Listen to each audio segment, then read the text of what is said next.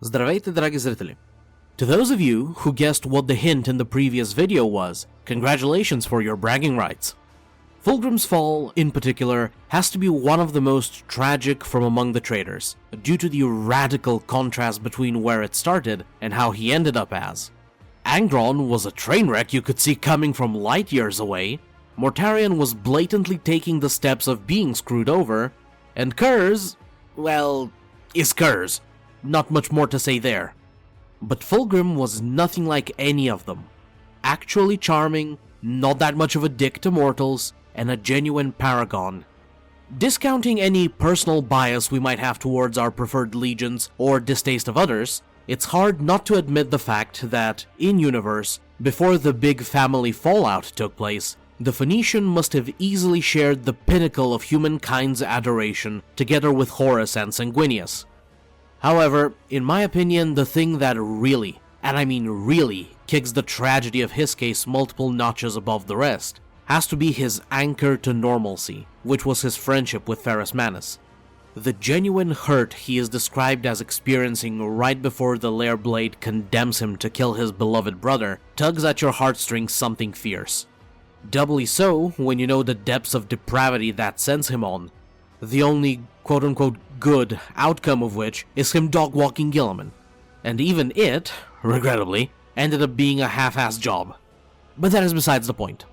Unlike the case of Mortarion, which we explored last month, for whom a fall was a very fitting conclusion of events that just needed a little tweaking, Fulgrim's situation reaches the point of sympathy where one wants to fully avert it, and save his soul. Is such a feat even possible, considering how deep down the snake's gullet he had shoved himself? According to Eldrad, the answer is no.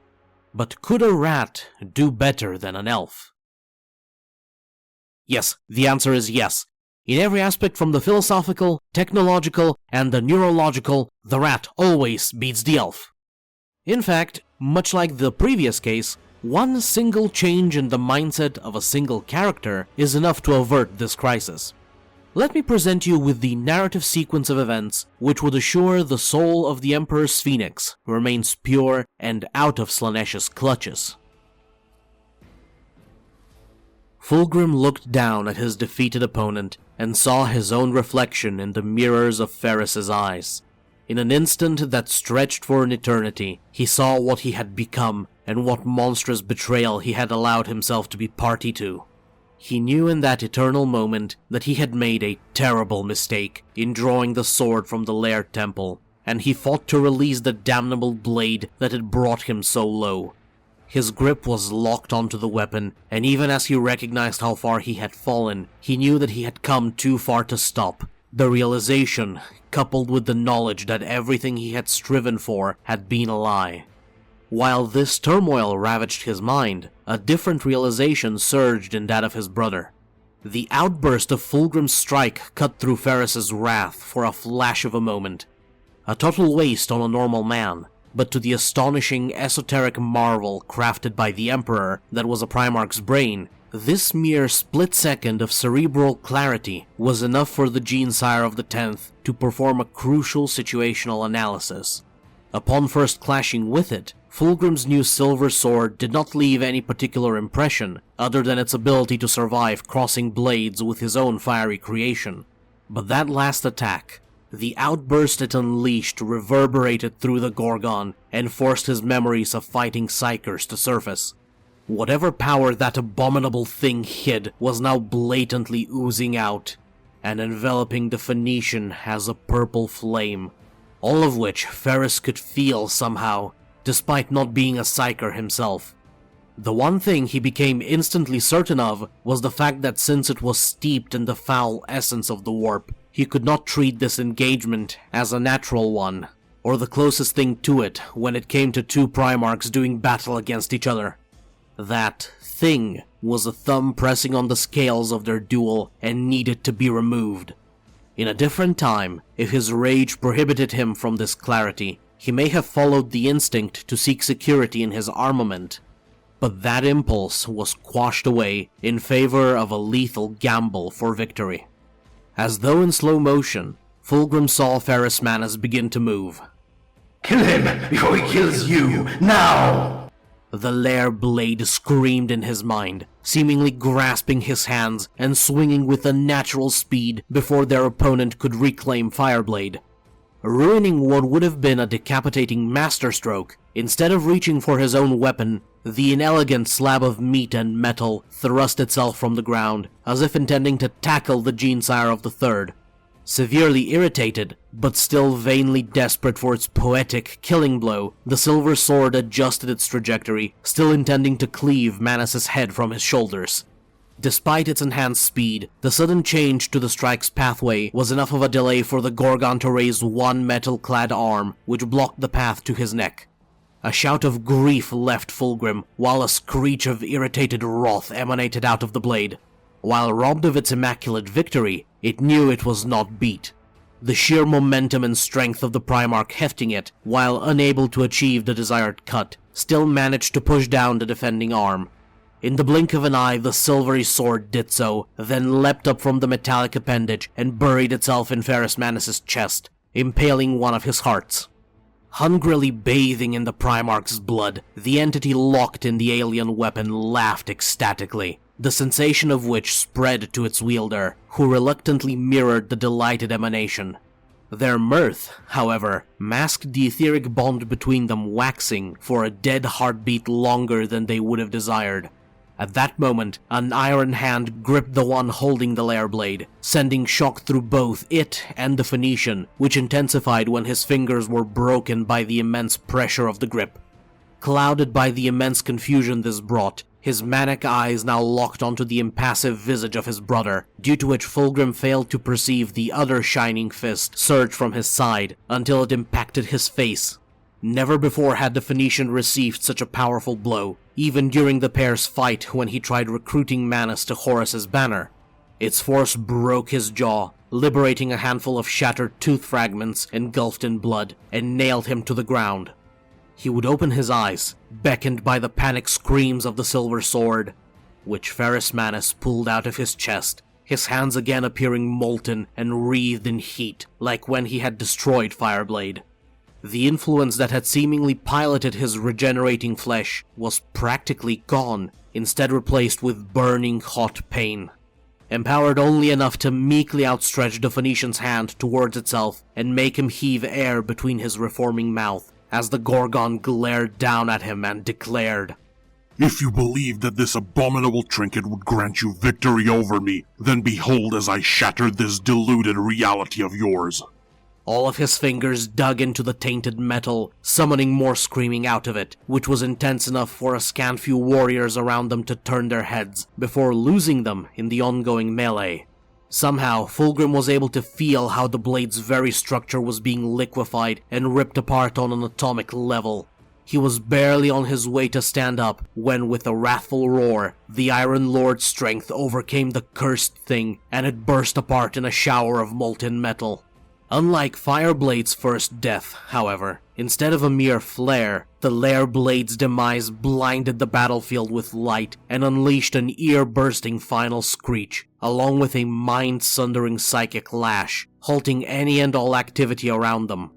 As soon as the world returned to some semblance of normalcy, Ferrus Manus' wounded form supported itself with one knee on the ground once again, heavy breaths rushing out of his chest. Opposite of him, Fulgrim instead felt nothing. The presence that had violated the autonomy of his body and its voice were gone. He would have wanted nothing more than to embrace this bliss, but he could not. Not now that his conscience had regained control of his faculties. Uncaring about trivial things like demeanor, disposition, or whether his face had healed enough for clear speech, the Phoenician lunged to prostrate himself, tears overflowing from his eyes as he cried out, Ferrus, I am so sorry. I could have ended him before all of this happened, but I was weak, too blinded by petty vanity to see the mercury poison I had started clinging to. Pursuing perfection? He scoffed. The only thing I ever achieved was becoming a perfect fool. He barely permitted himself to look up at the kneeling Iron Lord. I deserve to die for this failure. End me, quickly, not for my sake. Do not waste time on me, and flee before Horus's trap becomes inescapable for you. Whatever response may have come to pass was interrupted by the rumbling of a sinister laugh, prompting the pair and those around them to try looking for its source. From what they could pinpoint, it emanated out of the lair blade's remnants, which dematerialized in a purple miasmic cloud, out of which strutted an obscene, yet elegant creature. Tall as a night war machine, a twisted horned head with soft serpentine features, and 2 sets of arms, the upper crowned by pincer claws, while the lower held a shield, and its final arm bore the shape of the silver sword it came out of. It flashed a fiendish smirk as it spoke to Fulgrim in a distorted version of his own voice. Oh, the drama.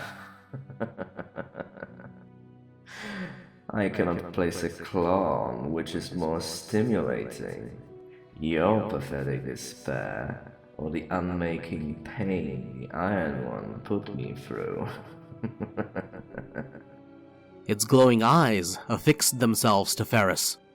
If I knew how easy it would be to break that fiery little bird, I might have pleaded for the ecstasy of sundering your defenses instead. What are you? Fulgrim demanded, ire surging to replace his remorse. Come now, do you not recognize me? The thing returned its attention to him, sounding almost offended by the question. I am the friend you happily stuck to your hip, allowing me to caress my way into the deepest recesses of your mind, guiding you to this glorious spectacle. It spread its arms in a theatrical gesture before slouching and changing its tone to one filled with disdain. And yet, at the very precipice of greatness, you chose to reject my gifts in favor of some dull oath. Incensed by the creature's words, Fulgrim grit his teeth, then turned and called out to his sons. My warriors, open fire on this beast! To his confusion, none of the Emperor's children reacted to the command, instead remaining in some manner of haze. What are you waiting for? I gave you an order! He shouted as his anger flared. It, along with the former puzzlement, merged into horror at the sword entity's next words as it strutted about. Unlike your stupidity, others have already embraced the pleasures of life. Once you drink from the sweetest of nectars, why would you allow someone to cage you from it? It spread its arms to address their audience. My warriors, enjoy yourselves. In a sudden outpour of energy, the Astartes of the 3rd Legion resumed their carnage against those of the 10th, who had barely recovered themselves in the brief respite. Shattered, the Phoenician looked on over his debased progeny, so mesmerized by his defeat that he failed to notice one of the purple-armored Astartes approach until he was by his side. He spared him a single side glance, noting the various body parts dangling from his warplate and the skinless flesh of the warrior's face, as he muttered, Julius. "My lord," the first captain almost giggled out. "As ever, even in such a low, your features are perfectly sublime. Since you have resigned yourself to death," he raised his blade for an executioner's swing, "let me have them." Fulgrim was prepared to fully give up and nearly closed his eyes in anticipation of the strike, when Julius's upper torso was sundered in a burst of gore. Shock filled the Primarch of the 3rd, urging him to find the cause of it, when his attention was captured by the sound of something metal falling on the ground in front of him. Fireblade. Astonished, his head rose to see the rent but unbroken armored form of Ferris Manus, standing with his back towards the Phoenician, instead facing the warp spawn. Forgebreaker clutched in his hands. He was dumbfounded, now burning with a desire to ask, why? Why was he being shown this mercy? After all of the horrid things he had done and allowed to come to pass? As if reading his mind, the Primarch of the Iron Hands stated, I've never heard of a phoenix that grovels in the dirt after burning out. Near instantly, Mirth and satisfaction welled into Fulgrim. Tears of pain cleared into ones of gratitude to know that his brother, his friend, decided to stay by his side, drying out as he stifled a chuckle. None of the languages he had learned through the centuries had the capacity to describe how thankful he was for this gesture, so he instead resigned himself to the most fitting words that came to his mind. Nor eye of a Gorgon that can harden men without its eyes. As he grasped Fireblade and stood up, resolute and ready to obliterate the fiend before them, which finally sneered and charged. All the while, Horus's ever-watchful eyes, consisting of numerous hidden pict-feed recorders, observed the ongoing display. Displeasure was evident on his features as he muttered, "This is the second oath to me that you have broken." The War Master then walked over to a particular console in his command center and began a series of inputs as he addressed his Legion aide. How many of the Third's forces still remain within the stronghold after their feigned retreat? Roughly 2/3 of their surviving forces, based on the latest reports, my lord. Or that is at least what we have been able to obtain from their incoherent madness, the Astartes answered. It will have to suffice. Lupercal continued in his even yet commanding tone. Order them to lower and seal the bulkheads, and for the one called Eidolon to come to me. He glanced at his son with a placid visage of resignation. I will be congratulating him on his promotion to Legion Master.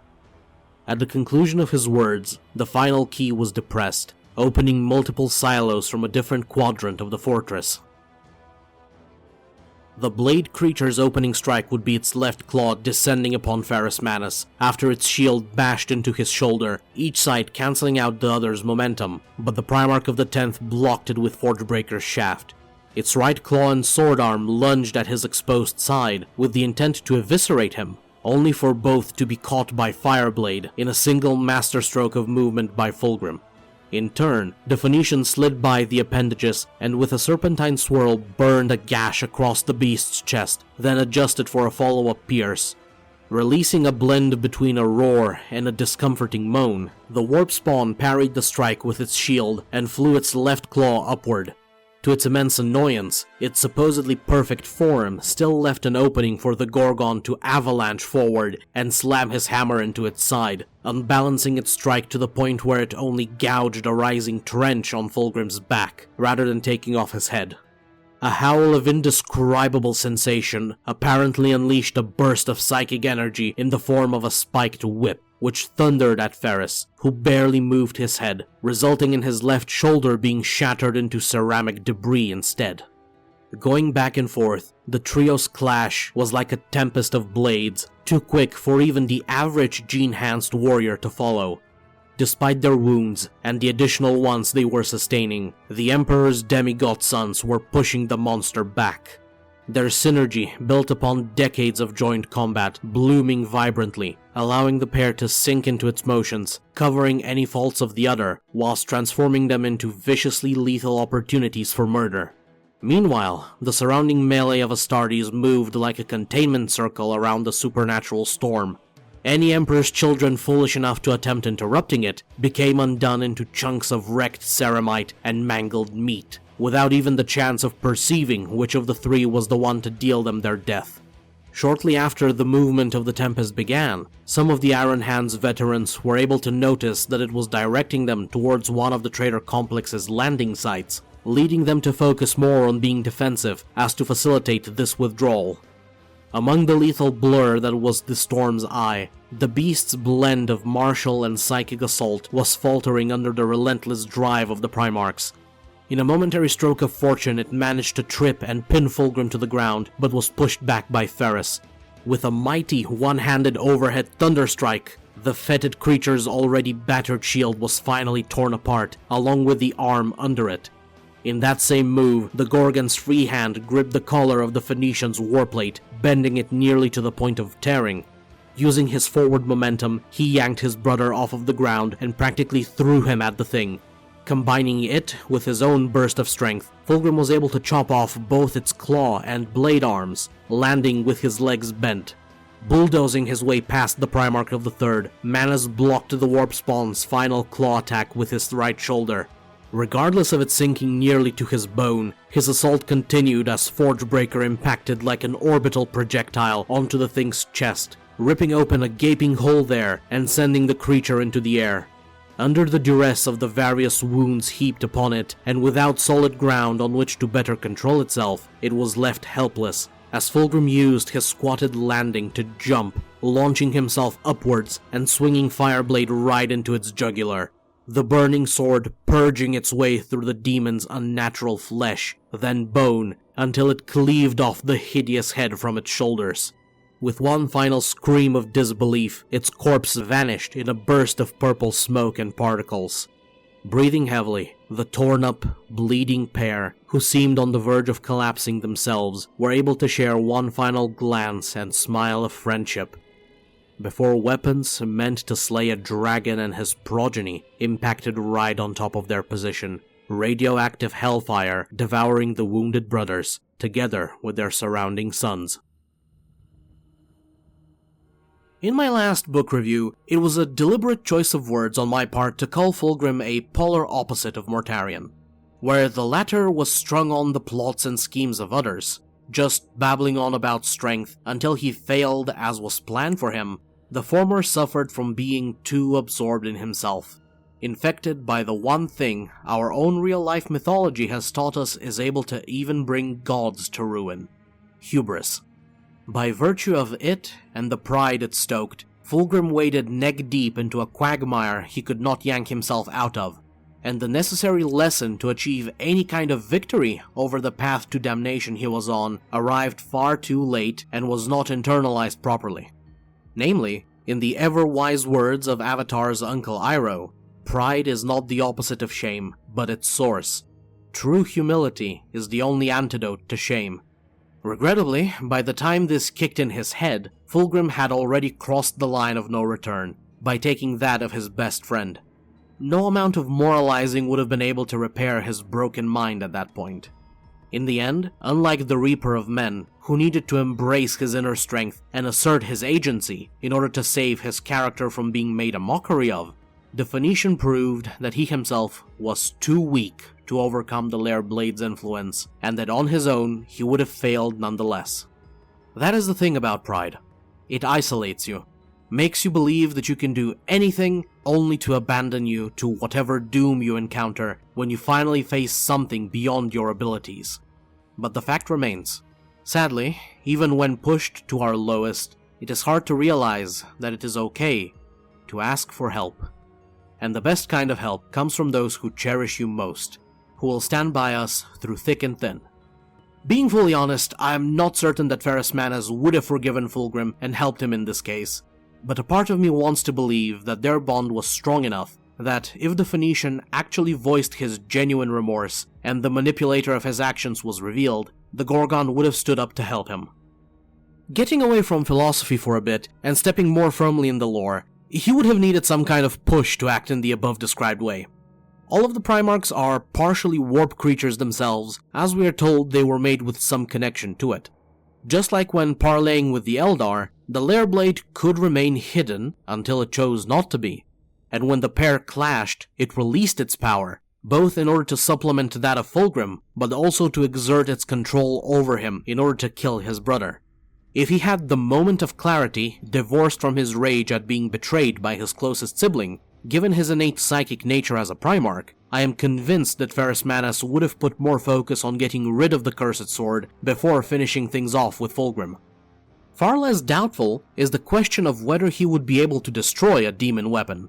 As a matter of fact, he just might be one of the few who is most apt for that specific task, given the numerous descriptions we get across the lore of his ability to manipulate physical matter in almost arcane ways. In the book Fulgrim itself, he says, "I don't think he liked the fact that I could shape the metal without heat or hammer," as he lifts his quote-unquote shimmering mercurial hands in reference to Vulcan's preference to forge in the more traditional ways. It's something that I might explore in a different video in the future, but let us return to our main topic's consideration. The next most dubious aspect of the scenario I've proposed, as far as I can guess public sentiment, would be the greater demon that was found in the lair blade persisting.